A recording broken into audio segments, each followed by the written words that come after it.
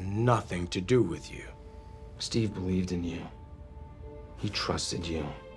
He gave you that shield for a reason. Hello streamers, and this is the breakdown of Marvel's Falcon and the Winter Soldier, Episode 2. Ang iba't ibang misteryo at natatagong detalye sa episode na ito ay aking bibigyan ng kasagutan.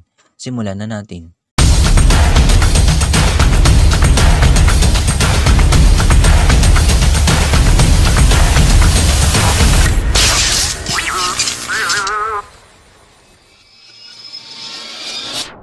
Before we begin, you can comment down below to join in my custom shoutout.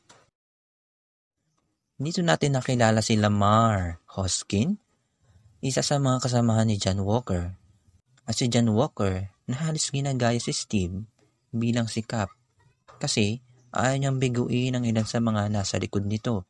Dito naman pinagtalunan ni Sam at Bucky ang Big Three. They might be a part of the Big Three. What big three? The Big Three. What big three? Androids, aliens, and wizards. Possible na tumutukoy ang mga mananakop na android gaya ni Ultron, alien na si Thanos, at Loki na isa ring wizard or si Agatha. Nabanggit naman dito ni Sam na si Bucky ay ginawang White Wolf ng Wakanda.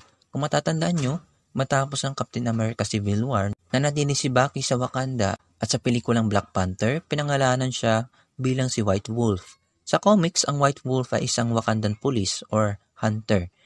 Dito na nagharap sila Carly at sila Sam. At kapansin-pansin ang lakas ni Carly dahilan para mawasak niya ang Red Wing.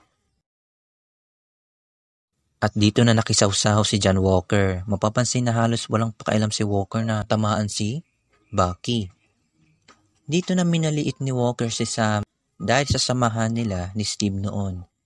At dito natin nakilala si Isaiah Bradley, ang unang Black Captain America. Ang kanyang kasaysayan ay kinalimutan. Kaya mapapansin natin dito kung gaano siya kalakas. At dito niya ibinulgar kung ano ang dinanas niya noong hawak siya ng gobyerno. At sinabi niya na ikinulong siya ng halos 30 taon at paulit-ulit na kinuhaan ng dugo. Dito natin nakita si Helmut Zemo. Ano kaya ang magiging role niya dito? Susunod na ang Falcon and the Winter Soldier Episode 3. Support my channel by hitting the subscribe button, like and share.